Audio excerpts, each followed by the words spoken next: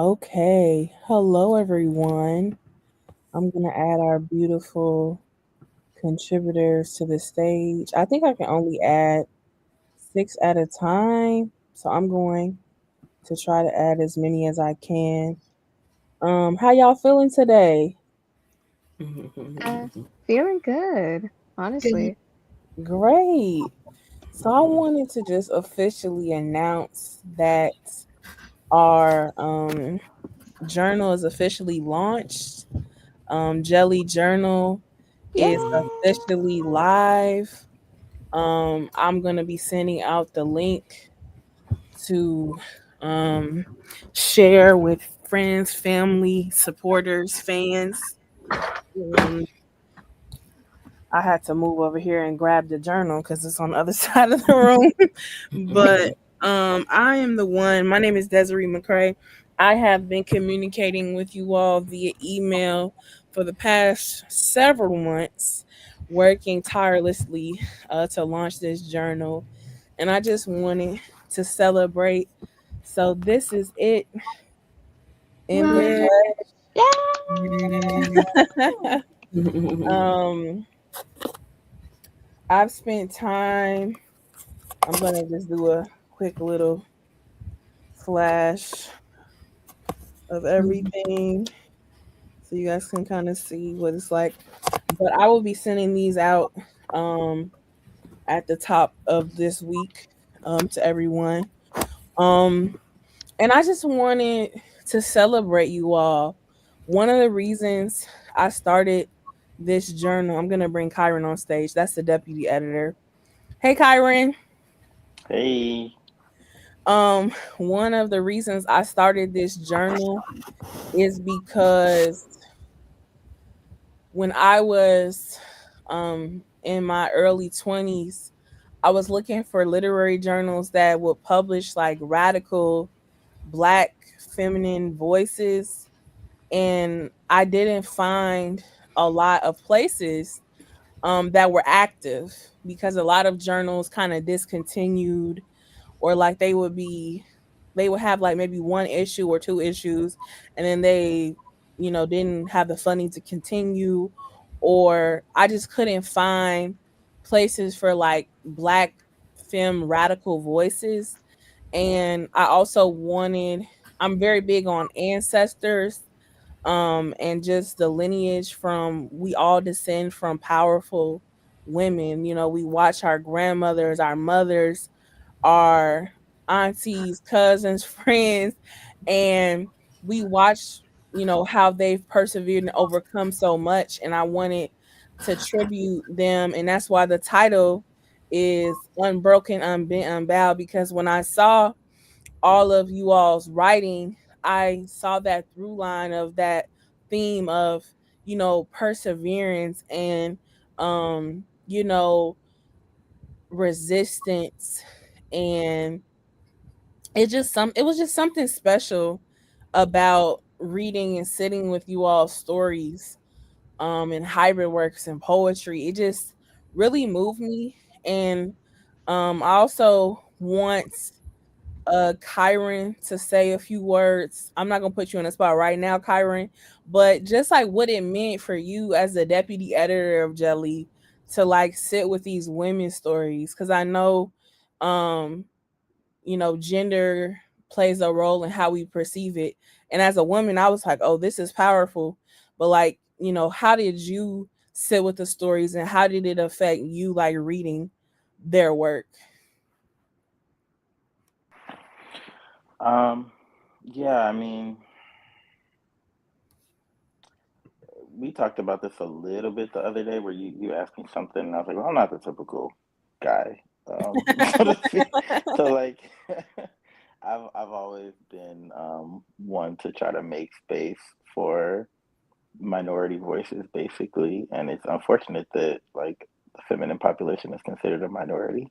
And so I appreciated that we were able to kind of like make that space not just for like unseen voices of like colored people, but also for women and also for the like I don't know, it's like Jelly, it feels like a third space. If you're like aware of that concept, basically. Yeah. Um, and I think it felt important to give that space for those stories, just with the climate of the world right now. I think so. I've appreciated being able to just like interact with it and think about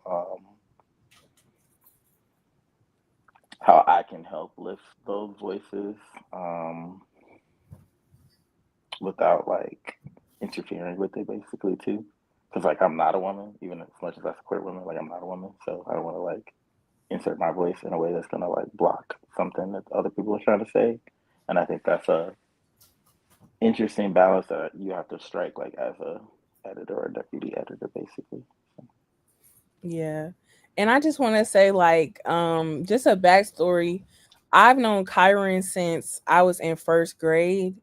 And we have been like kept up with each other. We went to grade school together, high school together, college together.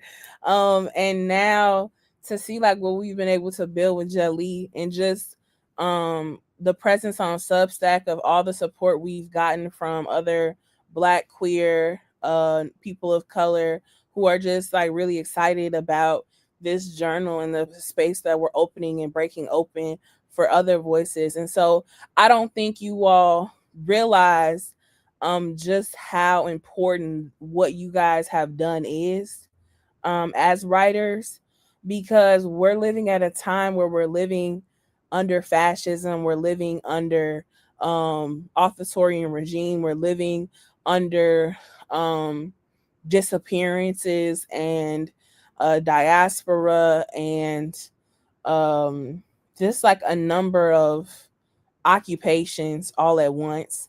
And so for us to like share our stories in this journal, it's not just about like the publication of it. It's about like Jelly being a place where our stories can endure for like future generations.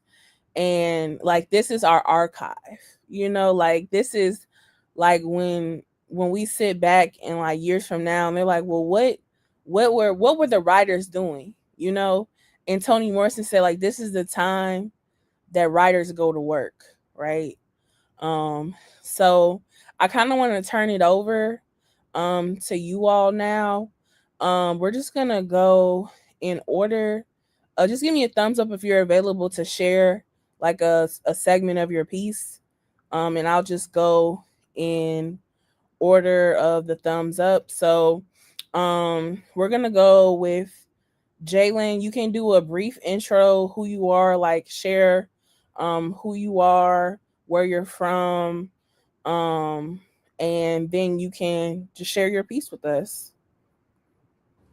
Okay, sounds good. Well, hi everyone. I'm Jalen. I'm 22. I'm from, I say Georgia and Florida because my family moved religiously back and forth. So if I have a strange accent, that's probably why. I've got no idea. I can sound Southern if I get angry, um, and that's usually only when it comes out.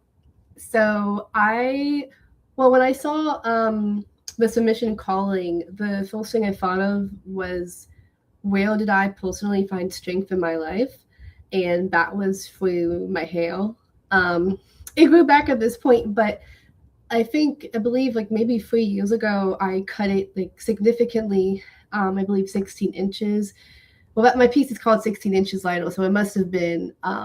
And it was extremely short, and it was just a very special time in my life. It was so significant to me from a cultural standpoint because like no one in my family cuts their hair. It's just something that we don't do, especially in a black family. For women, our hair is so important to us. It's our crown. And so like the idea of that alone is scared a bunch of people. But for me, I we gained strength through cutting it and growing it on my own terms. I felt that physical weight and like a spiritual weight kind of lift off. So with that introduction, before I just ramble, let me see. I think I pulled it up. Okay, I think I'm just gonna leave a small intro and then like the ending just to kind of piece it together. Okay. I knew my grandma would lovingly mention my hair again when it grew out. It's true, she does. It suddenly became a taboo topic during my bob days. She would still compliment me when I had cute clips or a bowen, but I know she secretly hoped no sizzles would ever come near me, not even to cut split ends. I sat in the salon, unafraid and ready. When the first section was cut, a literal and spiritual weight fell to the ground. I was free and never felt happier. I reclaimed my hair and confidence. Beauty is in the eye of the beholder, but most importantly, is in the eye of the wearer. So, in the actual article, you'll specifically see me talk about, I believe, like some pieces of trauma and how my hair, unfortunately, it resembled some of that trauma for me growing up. And so I had bad memories with my hair and with my identity surrounding it. And I think at some point I was also just fed up in terms of like people's standards for women and beauty surrounding long hair. I don't understand why it is such a big thing. I think short hair is beautiful. I would have gone bald if people weren't going to think I was crazy. But so for me, cutting it was just saying, you know what, this is my body, it's my hair, and I find beauty not just in the external. Even though I thought my hair looked amazing short, and I would do it again, I would shave it. But so that is what my article is about. So yeah. Thank you so much. Round of applause. Snap, snap, snap. Clock, clock, clock. A Um, little. I can't snap with these nails. I can't snap with these nails. I wish.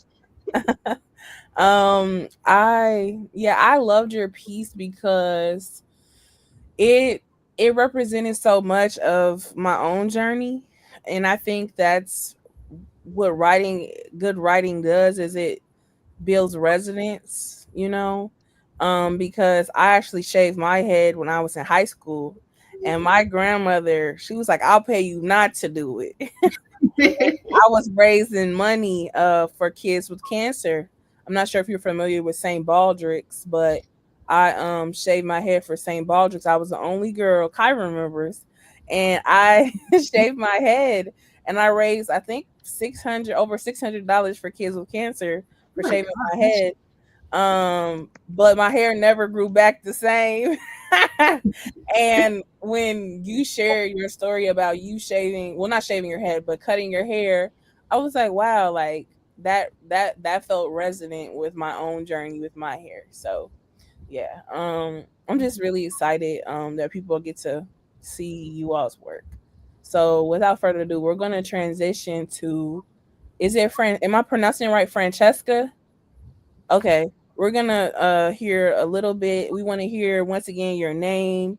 You can share your age if you feel comfortable, where you're from, and just like a brief intro to your work, and you can read it for us. Sure. So, hi everyone. I'm Francesca. Thank you so much, Desiree and Kyron, for all of the tireless hours you're putting into this. It really does mean a lot, and it's an honor. I am 31 years young. I am I'm from Massachusetts, born and raised in Boston, live in California now. I'm in LA. My people are from Haiti. So all of the very many things. And I wrote a piece called No Pussy for Losers. And I wrote this at a time where, to be honest, it was a week where I was at my place alone and I had been reading a Bell Hooks book. And something she said in literally chapter 3, I remember it very vividly because it stuck out to me. I was reading Communion, and in chapter 3, she talks a little bit about like sexual liberation. And one of the things that stuck out to me was she named it as celibacy, but she mentioned celibacy is in a way that kind of struck me. She later goes on to explain a little bit more about that and expands. But at the time, I was like, why do we view abstinence or celibacy as something that is a hindrance, or we don't think of it as liberation? So it kind of stuck with me. And yeah, I'm going to read the first section. So excited to share. As night fell, I slipped into a ritual I've returned to many times. Dim lights, lavender mist curling through the air from my diffuser, softening every edge of the room. I queued up my sultry playlist, the one marked with a single rose emoji, and let Jesse Boykins III croon me into ease. The bass was low, the melodies warm, and I can feel myself sinking deeper into the quiet of it all. I slid into bed, skin humming, reaching over to my nightstand for what had been keeping me company most nights lately. Fingers grazing the familiar shape, I pulled it close. Bell Hooks' Communion. Curled with the question about love and freedom, I asked myself quietly, lying here alone, no body to hold, no hands to explore, was this what liberation really looked like? Did choosing myself in an empty apartment still carry the intimacy I craved? From the speakers, as if answering me, Jesse cut through the stillness. No pussy for losers, 'cause beggars can't be choosers. I ain't had sex in about 11 days and umpteen hours, and honestly, it's one of the best things I've done for myself. Abstinence, not celibacy, because I desire marriage and this word be tearing y'all asses up, was a choice that didn't initially come from some grand vow of purity or crusade. At first, it was a necessity. My body was dealing with PCOS and sex just wasn't an option. But when the physical stuff began to settle, I didn't immediately go back to it because my view of my body has shifted. I began and understood that my body was something sacred, with its own demands, its own needs, its own memories, and its own traumas. Working through these things to eventually rush back to sex, I was met with resistance and intense reactions. While my mind was telling me yes, my body was for sure telling me no. Examining my reactions, it became apparent that I didn't miss the act, that my body was in need of a break because something needed my attention, bringing me to question my ideas around sexual freedom. How could I label myself as sexually free if my body wasn't letting me do what I wanted? Instead of dismissing the nudges of my body, I followed, and where it led me were revelations damn near equivalent to post-nut clarity. Abstinence taught me to be the liberated woman our ancestor Bell Hooks speaks of, the kind who doesn't fall in love but chooses it. Exercising that agency set me free from the endless cycle of falling into lust, cosplaying as love. So, yeah, that's the beginning part of it. And it was such a honor to just write and work through, and I'm so happy that this found a home where I know it'll live in the right hands. So thank you again. Yes, I love it.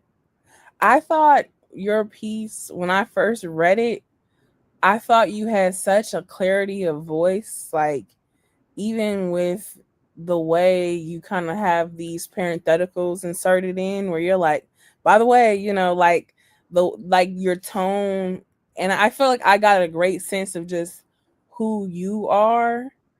I had already been like reading your stuff on Substack before you submitted the piece, and I felt like your voice was just authentic and very you. And I think that's what makes for great writing is when like no one else could have written this piece how you wrote it. And that's what stuck out to me when I first read your work. So I'm really happy you trusted us with bringing your voice to the world. Um, and without further ado, we're going to transition to Diana. Hi, everybody. Hello. Hi, I'm Diana. I am 21 years old now. That honestly feels crazy to say, considering the fact that that when I wrote this piece that I'm mentioning to you, I had just turned 20. So now it's essentially been like a full year. But I'm from Florida, born and raised. And honestly, I'm gonna keep it a buck with you. I'm ready to get my tail up out of here, but in due time, in due time. And this piece is titled I'm Taking Sexy Back. And it was inspired by a lot of events. My camera will be off because I'm doing this on my phone and that's just how my camera works. So I know y'all would love to see this gorgeous face all up and through here, but that ain't gonna happen right now. But it's titled I'm Taking Sexy Back, and it was inspired by a lot of different experiences throughout my life and just my relationship with sexuality as well, my own sexuality, the idea of sexy, and just beauty standards as somebody who fits a lot of the typical beauty standards of Black women, like being light skinned, having quote unquote good hair, especially in the South. Like, as somebody who can acknowledge that she fits that, I had a hard time viewing myself as a person that is sexy and not as a sexual object, if that makes any sense. But I do have this piece to share, so I will read a little bit of it. Middle school was definitely the time where hormones that I didn't know I had were discovered. It was also the time where I learned that your body is a weapon and it has nothing to do with your fists. Seeing how I would be made into a villain for simply existing was already weird in elementary school, but in middle school, oh my goodness, seeing friends turn to enemies just because their crush wanted to know what boobs were. Having grown men tell you that your mere existence is a distraction and learning to from learning to boys whose voices and ball sacks had just dropped a month ago. Having grown men stare at your chest and everyone thinking it's normal. High school made it no better. Sex seemed to be everywhere. You couldn't have a conversation with any 14 or 15-year-old boy or girl without the topic of sex being thrown around. Everything got sexualized. The way you sat, the way you talked, even glasses got pornified. Yes, I made that word up. I was groomed and sexually assaulted for the first and second time in my life in high school. I began to be scared of the word sexy, and I tried to avoid it like it was corona. Unfortunately for me, that was harder said than done, as my last ex-boyfriend seemed to think that the word was the only adjective in the dictionary. And there was another part of it. Hold up. Giving my life to Christ also Giving my life to Christ allowed me to change my views on sex and my own image as a sexual being. When you grew up in the church like I did, you tend to only hear that sex is something that is done within the covenant of marriage. There is also purity culture and the consistent reminder that as a woman, you are a sexual distraction and that causes every man past the ages of 11 to stumble. When 2024 came and I decided to rededicate my life to Jesus, I allowed the Lord to work on my spirit of lust that was in my heart. It was difficult, truthfully, going from viewing myself as a whole to a whole person. I was freshly 19, and it seemed like that was the age where everything that love was for the birds. Nasty 19 should be in full effect, but it wasn't for me. My experience working through lust led me to cut out a lot of things out of obedience. Erotica writing, masturbation, certain artists that I was listening to, even certain kinds of underwear I owned. But that's its story for another time. The hardest kind of sexual healing is never physical, it's spiritual. So, yeah, that's it. Thank you so much, Diana. You're If very I could briefly welcome. share, one of the reasons um I felt like your piece needed to be in the world was because Black women are often hypersexualized in our society, and I even notice it, in my own family when girls start growing their chest or their butt. The women are like, "Oh, you need to cover up, and your stuff is too tight, and your so and so is too short." But it's like we're Stop switching your hips, and I'm just walking. not exactly, exactly. And I just felt like it was a necessary piece for conversation, that you invited us into with your work, and um, I'm glad that you were brave enough to tell your story, because a lot of Black women face these same things, but the generations before us have, in some ways, been silenced, and been afraid to talk about the discussion that you're bringing. And so I'm really glad that you had the courage and you understood what it required of you to tell that story with um your own truth, your own radical truth. So I'm looking forward to your piece being out in the world. Um, and finally, we're going to hear from. Do you want me to call you Latasha or Drax? Because I know you got. Can you hear me first of all? First of all, Yeah, I can hear you. okay, awesome, awesome. You know what? It's interchangeable. You know, Okay. sometimes it's really how you feel. Sometimes I Okay. might make you feel like, "What's up, Drax?" And then Okay. sometimes you might want to say, "Hey, Latasha." So it's how your energy is feeling that day. But Hey, Latasha. hey, girl. Hey.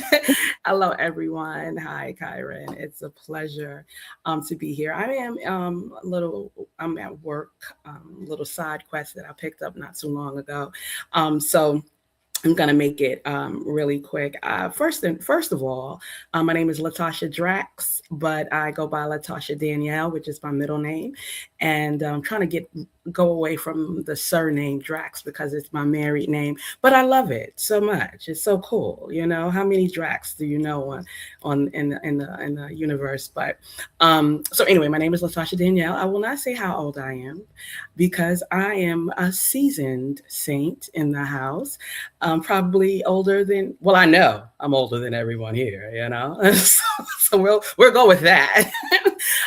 But I don't know how I stumbled upon the call for the submissions for Jelly, but you know that's oftentimes my experience to stumble upon greatness, and I love the submission and the call, and I said, okay, you know, let me try. Let me do this because I often throughout my writing career have submitted and submitted and submitted and been rejected and not really finding the space that could hold my voice and my style. And um, then Desiree came and she saw me and I said, oh, I can deal with this because I didn't have to try. I didn't have to change. She saw it for exactly what it was, and a lot of literary journals are not like that. So, in the sense that this is fresh and it's new and it's unique and it's real and it's all the things, right? And to give space and a place for voices like ours to be heard, like mine. And it seemed like I'm always sending an email, you know. Can And I do I don't know if it's Kyrie, I don't know if it's Kyron or Desiree. They'd be like, OMG, what next? But on the other side of the keyboard, I'm like, they understand. She understands because she sees me. honestly, So she knows. Latasha, I don't want to interrupt you because I know this is your time to talk, but you're like, I feel chills like listening to you right now. Like, Oh. you are so powerful. And I'm just glad that, you know, you understood that we wanted your story. Mm-hmm. But we also wanted the best of you Oh, in the absolutely. story. And you were open to feedback and receptive to edits. And that just meant a lot because there are some people, they wanted their stuff in the journal, but then when I said, hey, how about this, or made a suggestion, they were like, oh, we're not doing that. And I'm like, well, Mm-hmm. how we're gonna get it to publication, you know? Mm-hmm. And so like you being willing to just open and receptive, like that posture is really what made me realize like, oh, this woman, like, she is not just like, I want to be published, she also is like a humble person, you know? Yes. And Mm-hmm. you really just now, like, I felt like a spiritual pull just now, like when you said like we wanted your story, because we do. We want, like, we wanted your story because there are so many women who have felt the way that each of you have described through your work, and we have lost the ability to translate those stories because of the mainstream of what is acceptable in some literary journals, or what is, you know, um aesthetic, right?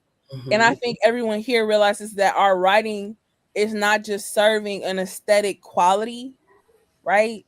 But it's serving a justice imagination, a prophetic imagination, Mm-hmm. a wholeness a call towards wholeness, right? And so I want to turn it back over to you, but that's what I wanted to say because you got me thinking over here. And I appreciate you so much. It's so funny that you say the word wholeness, because where I'm at now, their tagline is a bridge to wholeness for women and children. And so that right there is prophetic, Desiree. So, but my piece, and I'll before I start, I'll say that my original piece that I had to pull back from, and you just gave that feedback that was so rich, and when I had to submit something else, I did it because I tried to be humble, but I trusted you. And for someone who has very little trust issues, right, that was huge. And so because you gave such great feedback for the initial, and I was like, well, because I understand that she understands craft, then I'm going to give the best of myself to her for that purpose. So my piece is called The Empty Cup. It's actually an extension from my the first narrative essay that I wrote, which is called Puppy Love. And so we have gone from puppy love to an empty cup. I'm going to start with the introduction and then transition into the middle, similar to what Jalen did. She gave me that idea. So, empty cup. Trauma has a name. Mine is called Unhealed Childhood Wounds that left scars of rejection, abandonment, and the misconception that I was unlovable, or that I deserved to be loved by a person who lacked the capacity to love me beyond the walls of their emptiness. It wasn't an immediate manifestation of hurt, pain, or grief, but an accumulation of lived experiences triggered by seemingly innocent turbulence. Yet unlike Maria, Dorian, Sandy, or Katrina, those natural disasters that stole lives and changed others, in my storm, self was the only collateral damage in a man-made calamity. His body was tense, hard, and fixed. I couldn't move him, and I couldn't move towards him. There was an unfamiliar look in his eye, and even though mine were filled with tears and I pleaded with him to stay, I had no choice but to step aside and let the man I married leave. Leave so the anger could subside, and pray that the twinkle in his eye would return without the black void that stared straight through me to divide us. In hopes of a Hail Mary, I grabbed his arm in desperation. He was determined to go. I didn't know where he was going, and it seemed he didn't know either, but his tone of voice and choice of words were intentional. You only respond to violence, he roared. Bewildered, I responded, no, I don't, and you're not violent. At that point, I released my husband. I couldn't compete with his anger or his strength. Defeated, I gave up. Thank you for listening.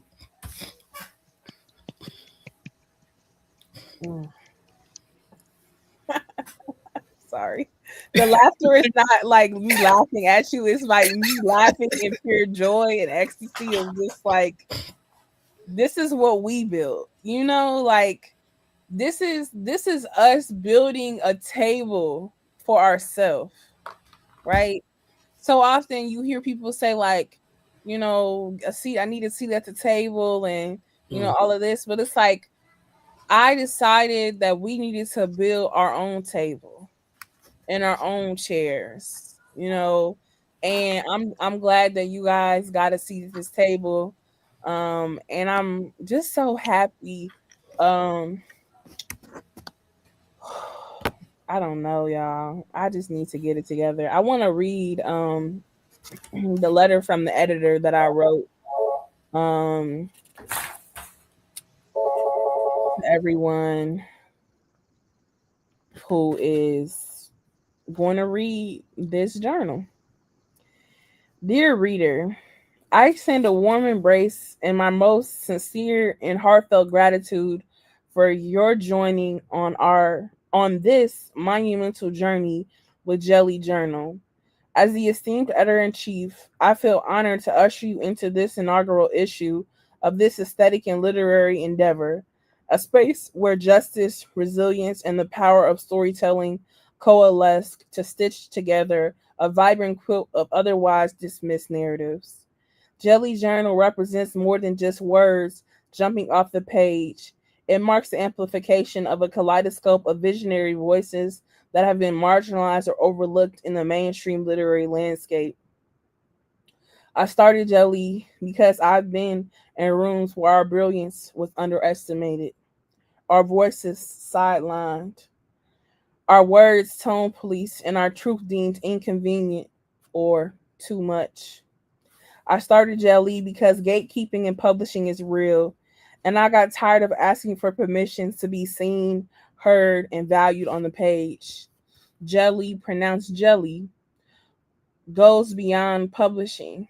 It's a home where stories endure, a haven where diversity is not just included but celebrated, a literary sanctuary for radical truth tellers, cultural keepers, and prophetic poets. It's a platform I needed when I was a younger writer, hungry to speak but unsure of my voice fit in a world that often tried to erase it. Thus, Jelly is rooted in legacy, in testimony, in the belief that our stories are sacred, our poems are powerful, and our literature is necessary for liberation. We are here to break open space. We exist to nurture work that remembers the ancestors and dreams up a freer future.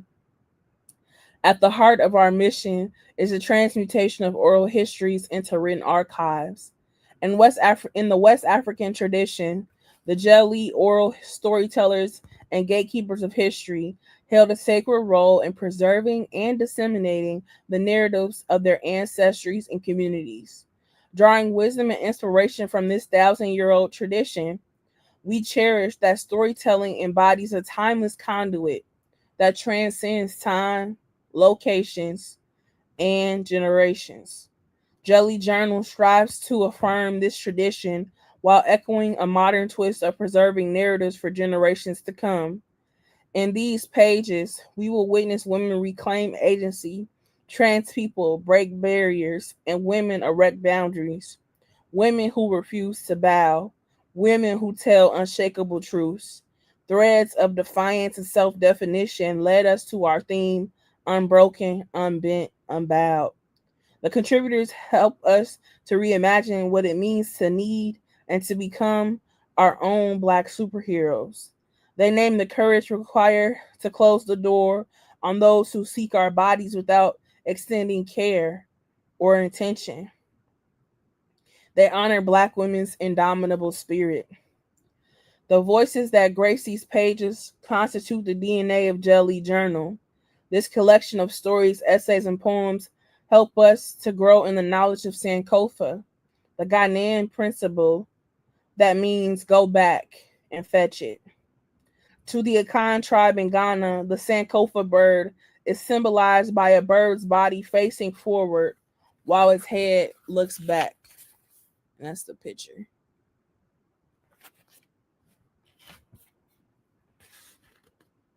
The ancestral wisdom recounts that by learning from the past, we can ensure a strong future. We know where we come from to know where we are going. We must know where we come from to know where we are going. Sankofa embodies the reason why we champion oral history's transmutation and why we bear witness to the divine responsibility to be truth tellers and truth seekers. The West African Jelly work not only as griots, but as bearers of sacred duty to safeguard the histories of their people. Even as diasporans, displaced from our homeland and dispersed across the globe, we refuse to abandon this venerated tradition. We acknowledge that displacement cannot erase our creative accounts of history or disrupt the relevance of our cultural inheritance. Instead, it furnishes an opportunity to intertwine narratives that transcend borders and connect us all. Jelly Journal serves as a testament to the enduring legacy of storytelling, regardless of geographical boundaries. I'm proud to note that we receive submissions from across the diaspora located in Africa, the Caribbean islands, the United States, and Europe. Because you, dear reader, have decided to spend time within these blessed pages, I extend my wholehearted appreciation. Thank you for being part of this movement to uplift, remember, laud, and preserve the narratives that make us distinctly human. As we embark on this journey together, let us celebrate the power of literature to foster understanding, vulnerability, empathy, and unity. In the spirit of the Jelly, let our stories rise among us, resonating across the time and space continuum. and leaving an indelible mark on the pages of history. This work reveals itself as a vessel propelling the voices of the past into a bright, illustrious future. Yours in the movement, Desiree McCrae, Editor in Chief, DJELI Journal. Um, so I guess I kind of, before we close out, I don't want to keep you all too much because I know y'all might be preparing for your work week and things like that. Um, but I do just kind of want to hear, because the whole purpose of this journal is to uplift you all, and some of you kind of shared in your interviews that are going to be coming out all this upcoming week, why you chose Jelly. I already shared why I chose you, right? And what you guys' voices meant to this collection. But I kind of just wanted to hear, you know, what what made you choose Jelly. Who's still first? I can go. Oh. Alice, you want to go? I was gonna say, I had like recently joined Substack, and just because I'm so sick of social media. I like writing. I like looking at people who write and build content. It's better for me. I resonate with it differently. And then I found Jelly because I was looking for a place that felt like actually significant and like that I could kind of relate to on a cultural level and a level of like a woman, a black woman. It's hard to find our voices. I feel like there's a lot of people, especially online, but it's really hard to see anything that is like black and women centered. And when I saw what Jelly stands for, because I hadn't known, I was like, wow, first of all, I'm learning. I love history. Second of all, I just wanted to be involved in any way I could. And so for me, when I saw that and I saw the theme, it just felt like a calling to write, because writing is so therapeutic. I feel like once you write it, you kind of release it in a way. Even if you look back on it, the emotions are different now. Like now I look at that as something that has passed and I can like happily move on and move with it. Like I don't erase my history or my memory of it, but it's different. I have a different relationship to it now. And so I saw Jelly as a safe place to do that. And that's why I was really excited to just be involved and just read your Substack. I was just really excited to read it and be a part of it. So yeah. I will go next. Similarly enough, I was already in a space of like really trying to take writing serious. And in many ways, I feel like writing has been something that I've been led to do versus like me doing outwardly in that way. Because I write to myself all the time. Like me and me be chopping it up. So like to write and share is a very different thing. Um, but specifically with the call for submissions, it felt very again led. Like anytime it would pop up on my feed on Substack, I felt very convicted that I didn't have anything ready to share, basically. So this piece actually wouldn't exist if you didn't ask for it, to be very transparent. Um, because in that, like something in me was like, you need to put something there. I was just like, okay, but like how? What does that mean? And in that, being open to what something in me wanted to say is what was placed there. So in a lot of ways, this I don't want to say I chose. I would say I chose to say yes, but you asked first. That's part of the reason why I responded with the yes, is because you asked for it in a way. And I'm really thankful to see how that kind of came about and how that was a very, again, just in a very beautifully way, divinely led moment and symbiotic thing. So yeah, thank you for even asking. Okay. So my I'm going to keep it a buck with you. When I first saw it, I debated between me and my now fiance for a week. I debated at first because I was like, oh, because I grew up in a household where I was told arts don't pay the bills. So it was a very strong thing where I'm like, do I not? And so I asked my then boyfriend, now fiance, I asked him, I was like, do you think that I should do this? And he's like, Diana, you are one of the best writers I know if you don't put something in this journal right now. And I'm like, okay. My bad. Don't shoot. Hands up. Don't shoot. Dang. All right. So I did. So I did. And the piece in question, and the piece that I submitted was a piece that I had already had titled, but I didn't know how I was going to write about it. And initially, it was more of like a very well-informed rant, as most of my essays are, where I'm kind of ranting, but it's like I still have information to back up the fact that I'm ranting. So this isn't just baseless. And then being with being with my man now, being with him and really realizing that and going really realizing how I've been treated in relationships, realizing how I've been treated in relationships with men, realizing how I've been treated in relationships with like other women in my family, and seeing how no one seemed to listen to me whenever I would say that this certain thing is uncomfortable, or I would be called, or I would call out certain things. I remember I viscerally got in an argument with an older cousin of mine because he called Megan Thee Stallion a man, and I was like, she is a woman, your anti-blackness is showing. And I was 16 years old. and, and I remember that viscerally, and many people will just be like, oh, well, you're light skinned, you shouldn't care. And so when I saw the submission of like submit for Jelly to submit your work so that it can be heard, I was think when I finally made the decision to say yes, I was like, finally an outlet where I can actually talk about this and no one says jack about it.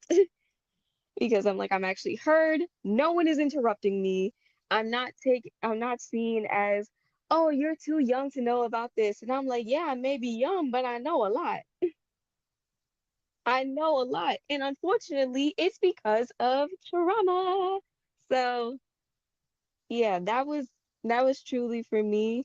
And even when it came to, because this is my first time ever submitting to anything, and I was fully prepared to get rejected.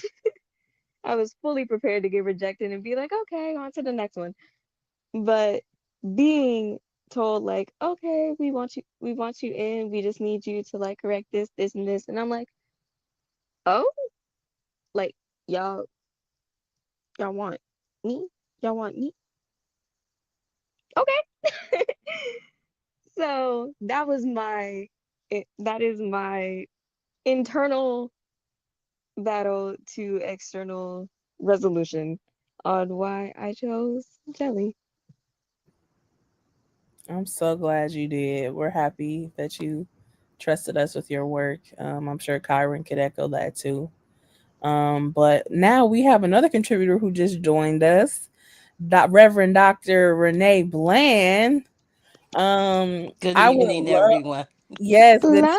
evening. We would love to hear an excerpt of your piece if you feel led to read an excerpt, or I think yours is relatively short. If you want to read the whole thing, you can. Um, and then let us know why you chose Jali to be the home for your poetry. Okay. Well, greetings, everyone. My apologies for being late. When you're a clergy leader in church, you got 12 things happening all at the same time. So um, I will pull up my piece, but while I'm pulling it up, why I chose. So I met Desiree back in 2018 at Wesley Theological Seminary. And had some amazing conversations with her. And then there was a moment of disconnect, and then we reconnected, which led her to come to Pittsburgh Theological Seminary. And I always appreciated your vision, your way of looking at the biblical texts, at the world through a different lens. I grew up in a very traditional Baptist home. I'm third generation preacher on my dad's side, fourth generation on my mom's side.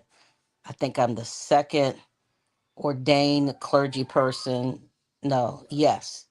Um, on my mom's side, there are no female ordained clergy persons on my dad's side other than me. And so I grew up in a home where women, even though my mom is a strong force of nature and no one's going to keep her silent, it was that idea. My dad often said to me, you know, you're going to be a good wife because you don't make any waves. You don't cause the brethren to get upset. And those were tapes in my mind that I grew up with. Not to make waves, to be silent, to get along, to appease. And so when I turned 50, things shifted. I went back to school. I got my undergrad, I got my master's, and I got my doctorate all in 11 years. And realized that I had something to say. Um, and even if just one person received it, that was okay. And I knew that this platform was a platform that would take care of my work and respect my work. And that's critical for me, even more so than anything else, that people look at my work and go, you know what, this is a different lens, but I love that lens. And even if it's a lens you don't understand, you could at least respect it. And we've lost a lot of that in society as a whole, where we can't respect the fact that, you know, I like Coca Cola, but you like Pepsi, but we got to get into a fight about it. Why? I can like Coca Cola, you can like Pepsi, and we can get along just fine. And we've lost that. And so for me, it was as soon as I got the invitation, I had just written this piece, and I was like, this is where I wanted to land because this is about my grandmother. And I don't know if I want to trust this piece to anyone else. Um, so, and the level of pride and gratitude I have for the vision you have, Desiree, is just, I can't even put it into words.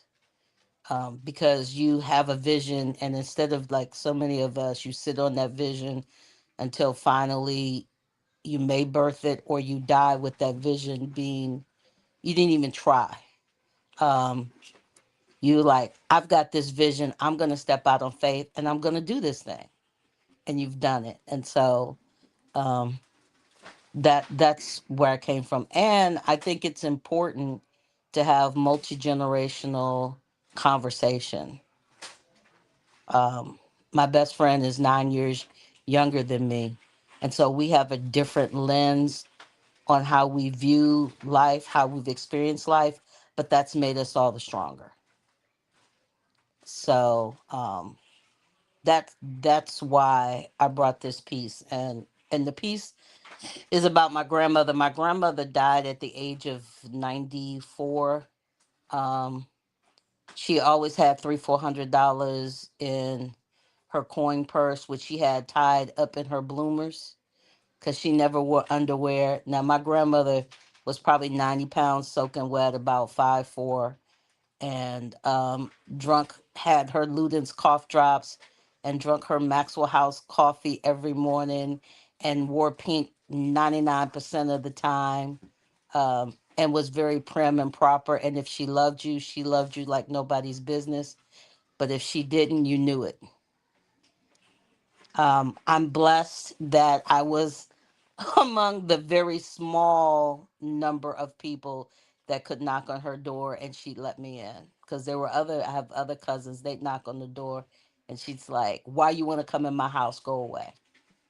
So that is her. She she grew up upper middle class.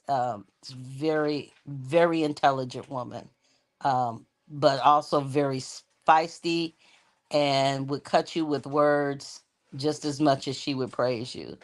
So, just to give you some background on my grandmother. So, out of that, that's where this piece comes from, and it's called Six Pack of Pepsi.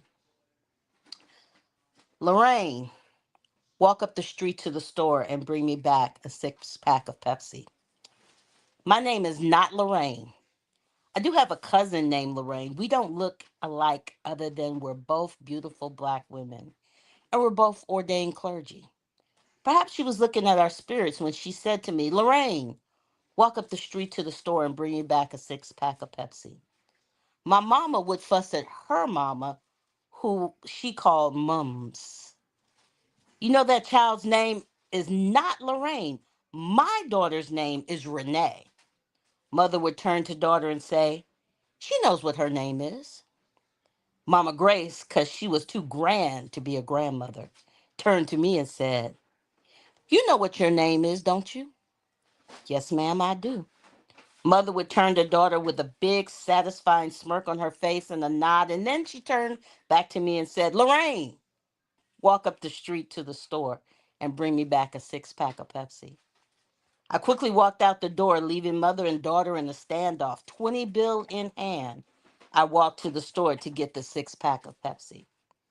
Pepsi became a running joke among the cousins. Whether it was the fountain poured small Pepsi at the People's Drugstore lunch counter, where we would secure Mama Grace a beef barbecue burger with plain chips to go along with her Pepsi, or the Golden Arches, where we knew her standard order, one hamburger Happy Meal with a Pepsi, we found the whole thing rather comical. It was especially funny when we had to go through the drive-through at the Golden Arches and whisper the word of the other carbonated brown beverage because Mama Grace did not want no parts of Coke ever, except when we were gathered with people who didn't understand. So she drank Pepsi and that she only drank Pepsi and instead had the alternative brown elixir. Then we had to tell her it was Lorraine. Walk up the street to the store and bring me back a six pack of Pepsi. Every now and then, she would let me have one of those unopened Pepsis. Otherwise, she would offer the one that had been sitting in the refrigerator for 2 or 3 days, partially emptied during her lunch and dinner meals, which must include Pepsi. And you couldn't say no to the flat, unappetizing liquid because it was Mama Grace, and you did not say no to Mama Grace. I did not understand why it had to be Pepsi and why she had to have it every day until I understood. Pepsi was this prim, proper, upper middle class elite, the songbird of Texas, pink lipstick, dress and heel wearing, raising her children a block away from Howard University on Harvard Street with her husband, who was a preacher and the truant officer for the colored school system, honored military man whose children went to Dunbar High School and Cardozo High School and Minor Teachers College, which became UDC. This woman showed her stand against oppression and suppression and segregation and Jim Crow and racial discrimination and women's discrimination and one Pepsi at a time, she reminded herself that Coke didn't want no parts of Negroes in America and blatantly marketed to the whites. Pepsi went after the Negro market and won the battle, if not the war. And my grandmother, Grace Darling Young Johnson, stood on the side of right and righteousness, one Pepsi at a time. Renee, walk up the street to the store and bring me back a six pack of Pepsi. And unbeknownst to this granddaughter, with each step, I too walked and moved on the side of right and righteousness. One, one, one, one, one, one Pepsi at a time.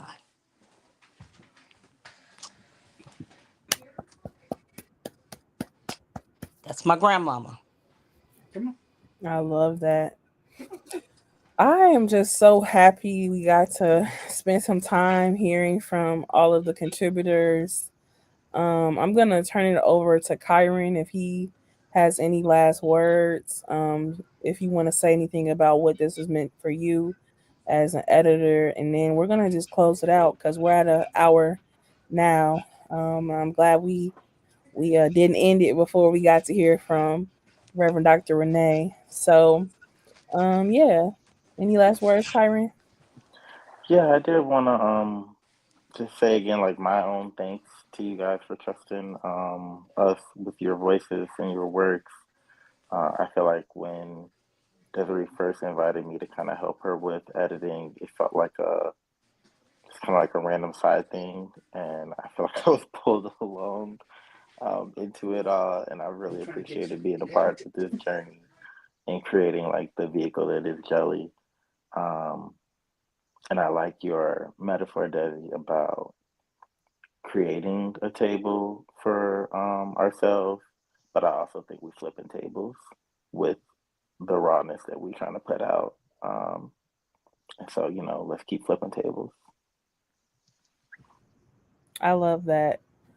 Shout out to Kyron for being open to my random side quests. But yeah, I just love this, and I'm gonna end it now. But thank you so much for coming out, for sharing your work. This live stream will be available on my YouTube page. I was gonna try to stream it on multiple sites, but apparently I had to pay for that. Well, who's paying for that? So it's gonna be available on YouTube. So if you want to rewatch it or send it to family and friends so they can learn more about the journal, I'll be sending out the link via email probably tomorrow. At the latest. So yeah, thank you so much for coming out. Give yourselves a round of applause.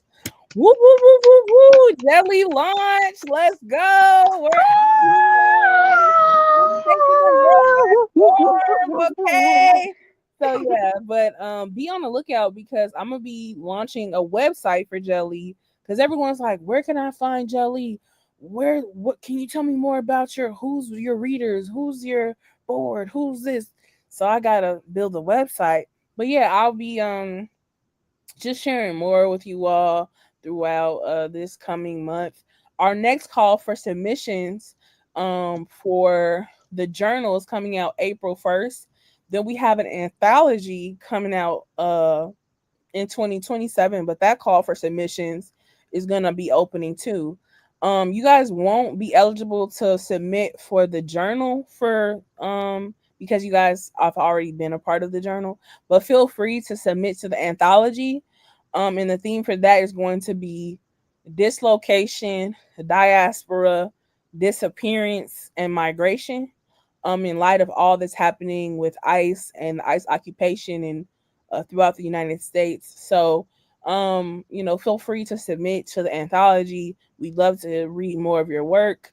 And since you can't submit to the journal, feel free to when it comes across your timeline on Substack or Instagram, go ahead and forward it to some friends who are writers, poets, artists, because we're going to be accepting art submissions as well.